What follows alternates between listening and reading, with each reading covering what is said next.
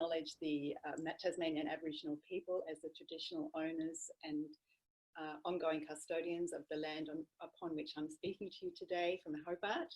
And I pay my respect to elders past, present and emerging, and acknowledge Aboriginal people who may well be with us today. I'd also like to congratulate the people who've been involved in the Developing Compassionate Communities project, and it's an honour to be part of this great celebration to the end of this very important and amazing project. So I really want to congratulate you, and what a great way to finish by getting these speakers involved with talking about compassion from a really wide perspective.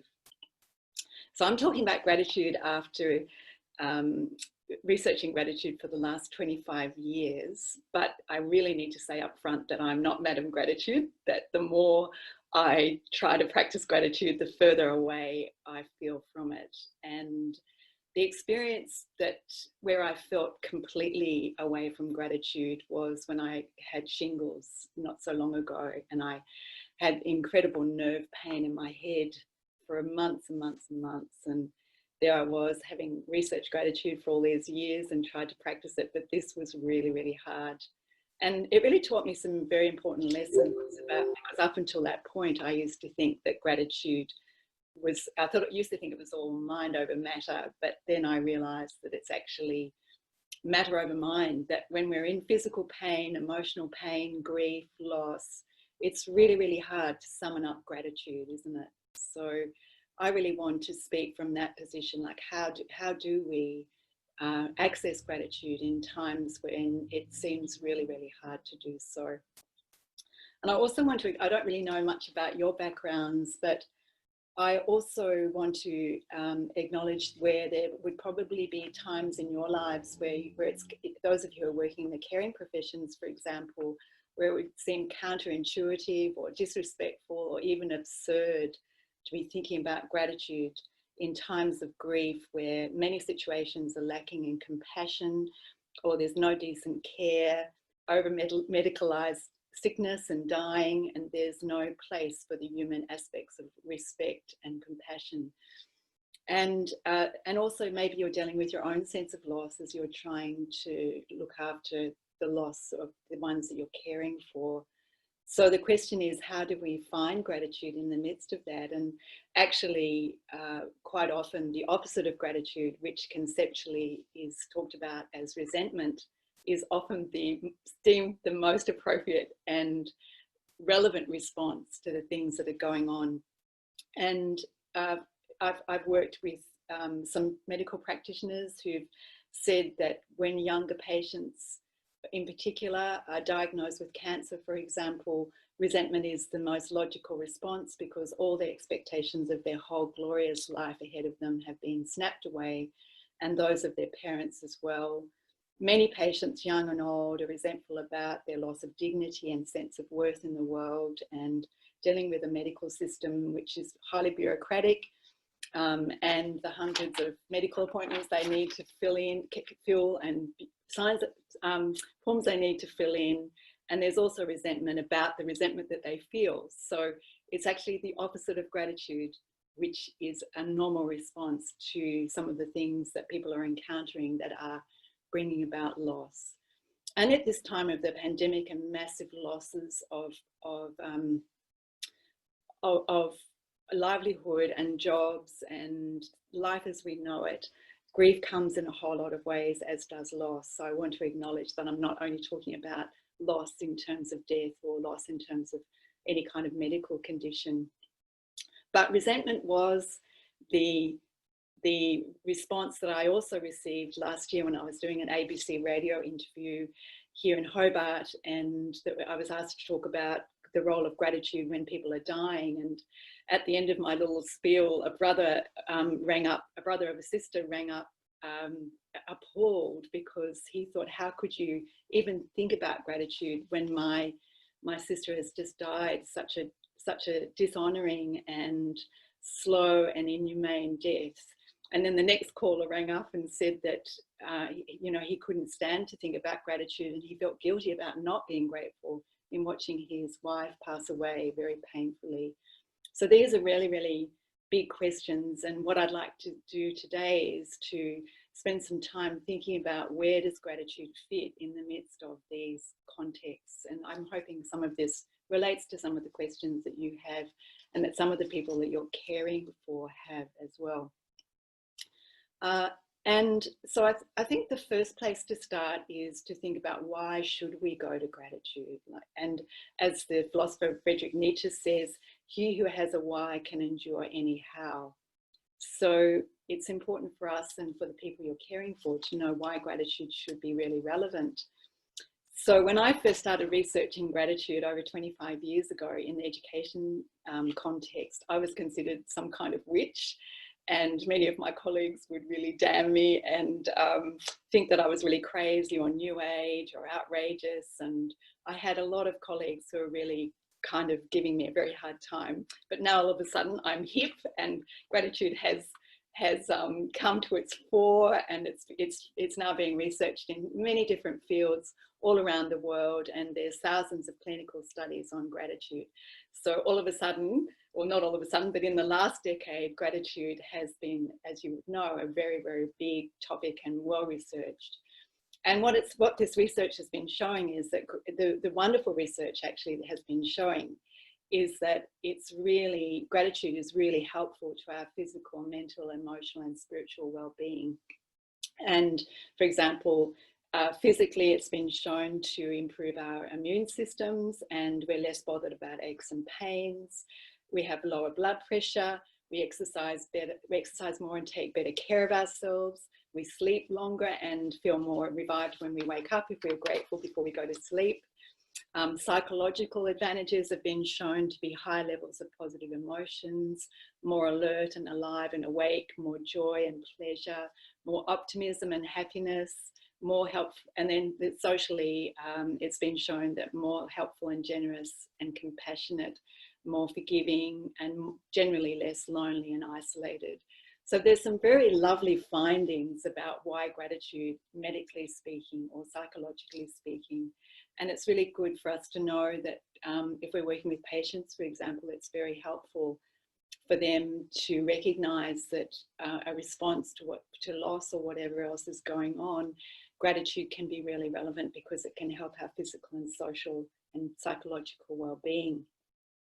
But there's also another really big reason why gratitude is important. And this came through really strongly in a very exciting research project I was and am still part of with an oncology professor from Sydney who approached me after he was at one of my presentations on gratitude, because anecdotally, he's very interested in end-of-life care for cancer patients. And anecdotally, he's able to collect large amounts of evidence that says that when his patients are in a state of gratitude, they're actually able to respond better to treatment. That he wouldn't say gratitude takes cancer away, of course, but he says that their overall quality of life and also the ability of people to care for them is much higher than if they're in the opposite state, which is resentment. So we've started a research project, and part of that project was conducting a forum in Sydney not so long ago, and where we had different representatives of different fields come together, like sociologists, nursing, oncologists, palliative care specialists, sociologists, historians, and we all discussed for a whole day on the role of gratitude from different people's perspective, which is very exciting. And this was funded by the university. So I thought, wow, we've come a really long way since witch days, since I was considered a recalcitrant and crazy. So what was lovely about the discussion was also just not only reinforcing what the research is showing, which is gratitude is really helpful for our health. It was also showing that actually gratitude brings out the best in ourselves. So their stories were really full of how when we're going through any kind of grief, it's a very teachable moment, isn't it?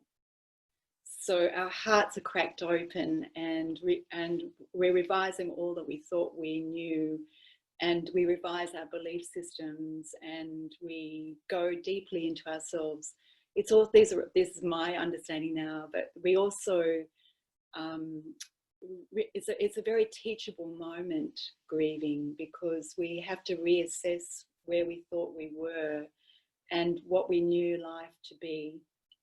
And so it can be a time when we're very alone as well and free from distractions. And therefore we're kind of faced with a lot of life's lessons. And in those life lessons, we come to, like, for example, in her brilliant book, A Better Death, Dr.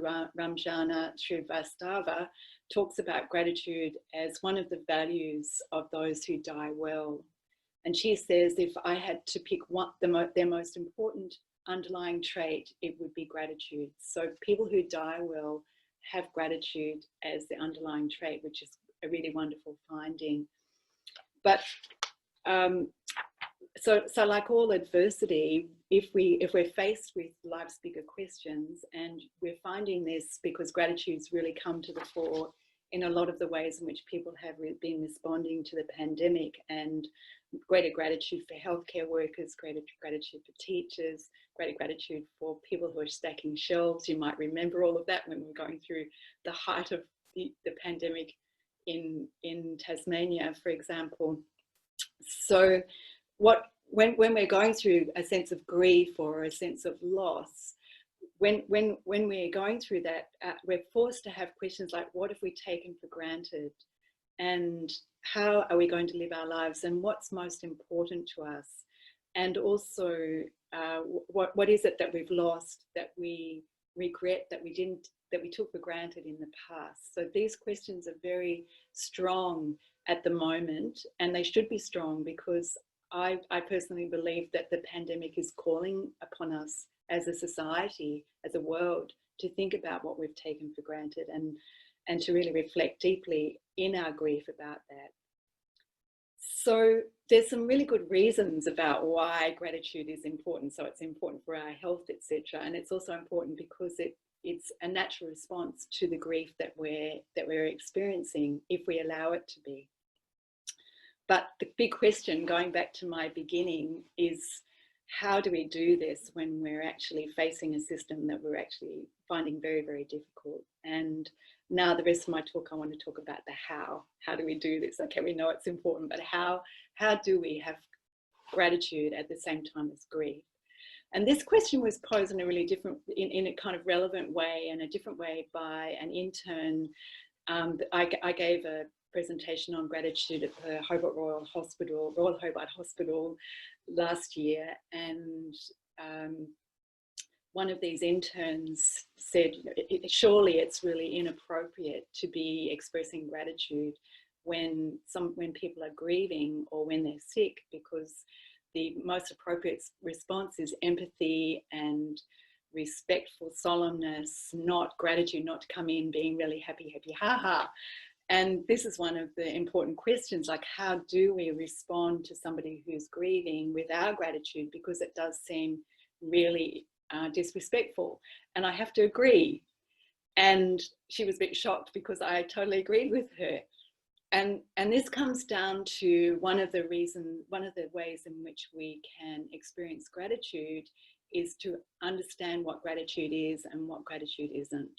So for me, gratitude isn't the happy, ha, and it's not about positive thinking, and it's not about feeling grateful all the time. Gratitude is about acknowledging what we've received from another person and giving back out of acknowledgement for what we've received in ways that aren't necessarily reciprocal.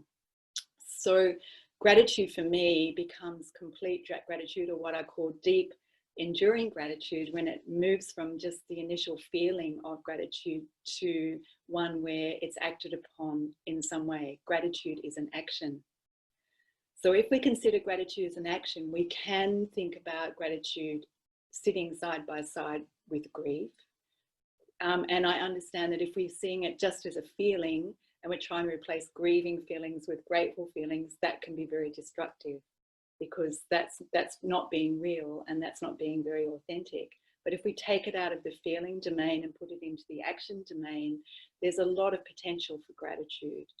So in answer to that young intern, I would say, and I did say, that she could be grateful. She could start her day with being grateful for what her patients give her, what she's about to receive from them. She could be grateful for the fact that out of the billions of people who would like to be working in this hospital around the world, who would like to have her position, she's got this position. She could be, and then she could express that gratitude by greeting her patients with warmth and smiling. So she doesn't need to necessarily be overly effusive about gratitude, but in her actions, like any actions that we have, just greeting somebody with a heart of gratitude can be a really powerful act. But it doesn't necessarily mean that we're going to be smiling while we're having to show compassion. So I hope that you're clearer about what gratitude is and what gratitude isn't.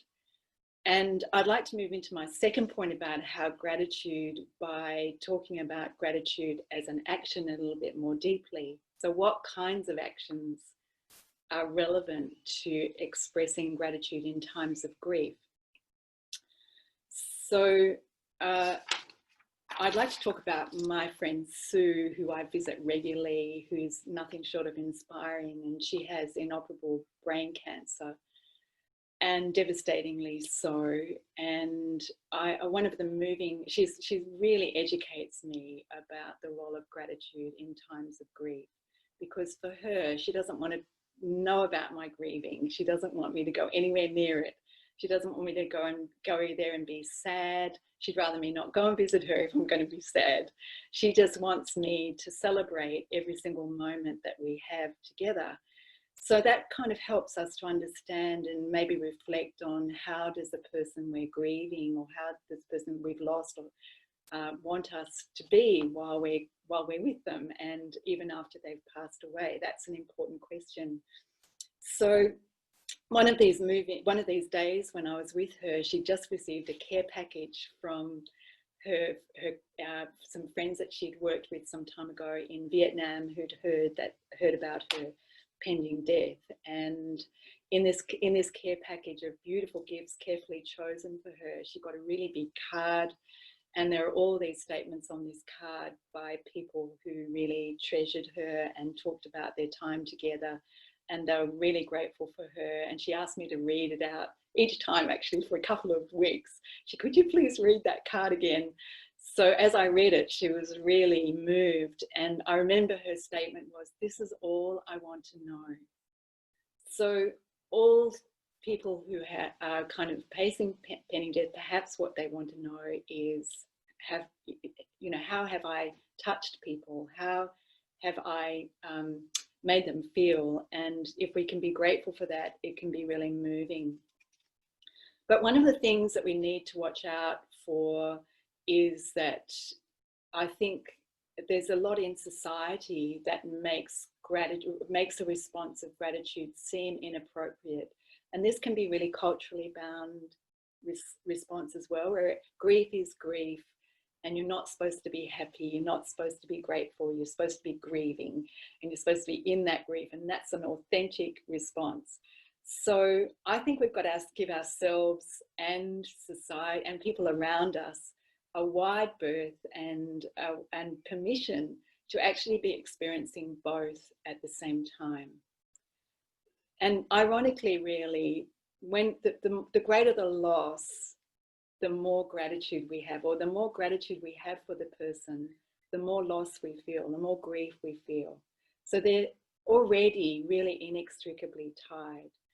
But gratitude is a very outward process, and grief is a very inward process. And sometimes when we're grieving, what the people around us need is for us to lift our heads above the blankets and actually pay attention to their needs, and not to be so inward and not to be so grieving. And as my friend Sue is saying, one of the greatest ways to honor people that we've lost, for example, is to actually live a life as we would like to express our gratitude to those people.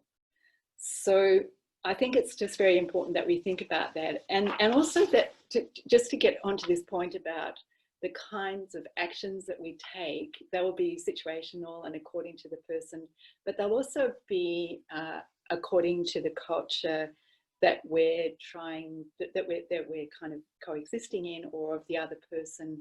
So I'd just like to talk for a few moments on the cultural differences that I've been researching in regards to gratitude in education. And I'd just like to give you a few examples in the Indigenous kind of context.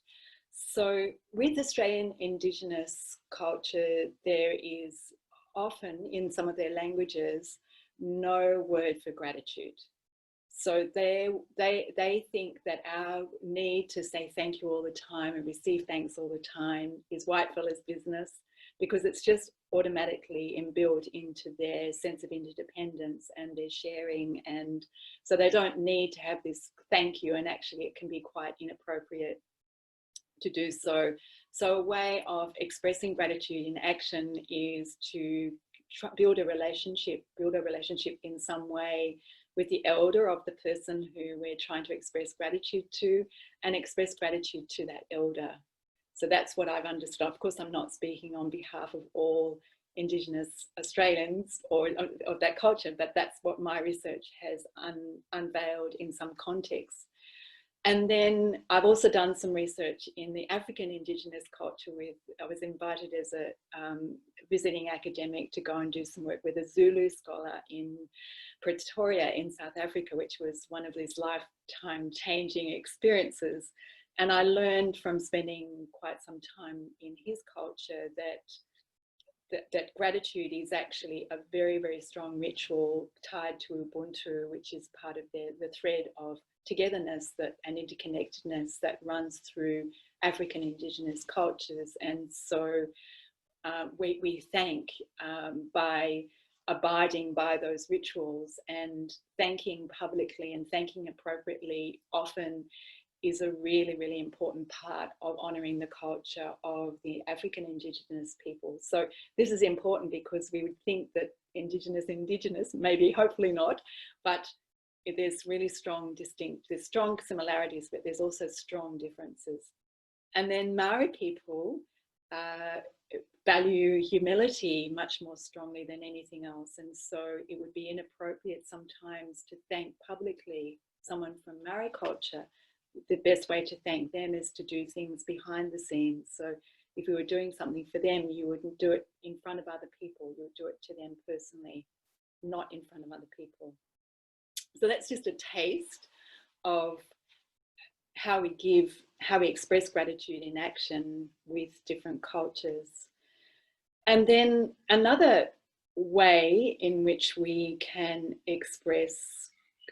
actually find gratitude in times of grief is, and I want to acknowledge that what I'm saying here is confronting, and I'm not saying, again, I want to really emphasize that I'm not saying that we need to go to gratitude immediately, but what I am saying is that when the time is right, it's not necessarily going to be helpful to go right into gratitude, right to gratitude into the eye of the storm. So when I was experiencing shingles, I didn't try to be grateful for the pain all the time, but what I did do is try and build my gratitude around things that I could be grateful for. And when I eventually got to this space, like just the support of my partner and my daughter, for example, and the support of my doctor and the beautiful clean air in Hobart, whatever I could be grateful for, I built my gratitude there. So we're not necessarily trying to find gratitude in the things we're grieving about. We're not trying to kind of go there and try and kind of search for gratitude, because that can quite often be almost impossible.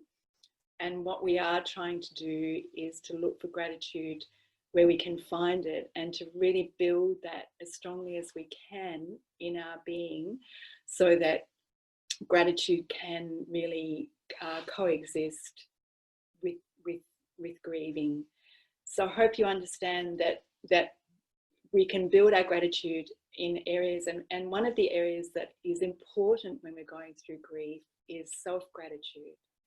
So thinking about all our strengths and really bringing them to greater consciousness, and thinking about what we've achieved, thinking about who we are in our inherent value, and expressing a lot of gratitude to self, because as you know, when we're going through grief or supporting those who are going through grief, there's a really big need for us to be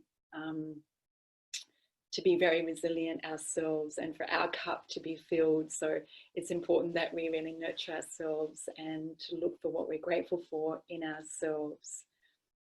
And then finally, and I don't really want to spend much time on this one because it's a really big topic, and it's the topic of my book that's coming out in February, hopefully in February, which is about dealing with our resentment.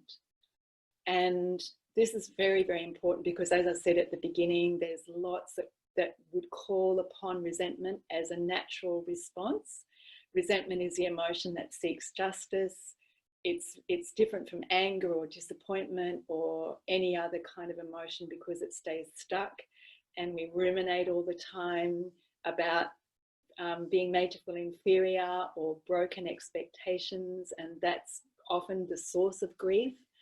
So resentment and grief tend to kind of live together quite well, and our grief can actually lead on to resentment. Resentment can actually lead on to grief.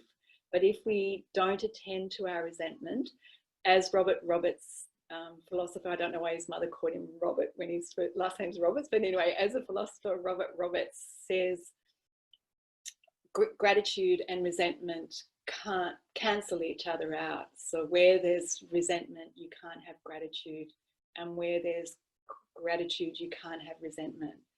That doesn't mean that both of those don't live inside us, but if we're trying to express gratitude in an action in some way, and underneath it we feel a lot of resentment, we first need to deal with our resentment in order for that action to be sincere. So my really big passion and large piece of work here is about how the interplay between gratitude and resentment, and to work on ways in which we can deal with our resentment so that we can be well. And going back to my work with the oncology professor, his observation, and this is what the science of resentment is also showing, his observation was that not only did his grateful patients respond to treatment better and have a better quality of life and caring from others, his ungrateful or resentful patients had the opposite. So if we want to get well, if we want to access gratitude, we first need to also address our resentment. So just to conclude, because I think you've been very good at staying attentive, if you have been able to stay attentive for this whole half an hour. I think it's half an hour already, nearly, yeah, now. So I just want to conclude by saying that I truly believe that gratitude can provide sustenance at a deep physical, emotional, and psychological and spiritual level. It especially helps us to guard against resentment, which can actually undermine all of that. And it can rob us of our gratitude. Gratitude can and should exist side by side with grief. It's a really important thing to have while we're grieving because it does give us resilience. And it also helps us answer those really big questions that grief often takes us into, such as what is most important and how can I express my gratitude for what I am about to lose, what I have lost. And we can feel the loss, but also have gratitude at the same time if we don't try and put them in the dimensions of feelings, but more in the dimension of action.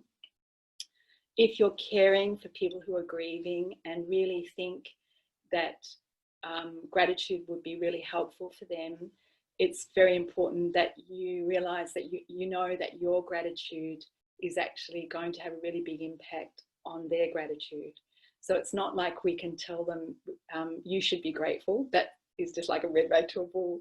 But we can influence them by asking, that by inviting, by how we are and our gratitude expressed authentically, caringly, compassionately in who we are.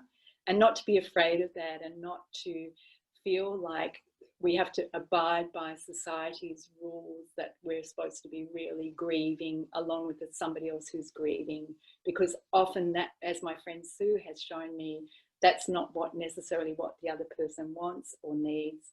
It can quite often be that they need a bright light in the midst of their own introspection and in the midst of their own pain and suffering. Your brightness doesn't offend them necessarily, it actually gives them a way forward, and they might even ask you for what that way forward might be, and your answer might well be gratitude. So a good thing to remember is that grief can immobilize us, whereas gratitude can help motivate us to take action. And gratitude by its nature is essentially relational. And so gratitude can help us move out of a self-orientation into thinking about the other person. And sometimes, or often, we need to fill our cup first with our own resilience and our own self-gratitude before we can actually deal with our own grief and the grief of others. And knowing that gratitude is so important and the ideal state to be in, let's allow gratitude and grief to live side by side happily, and to help our grief to not consume us, so that we become incapacitated for a period of time. So there we go. That's the end of my talk, and I'd love to answer any of your questions from here on. Thank you.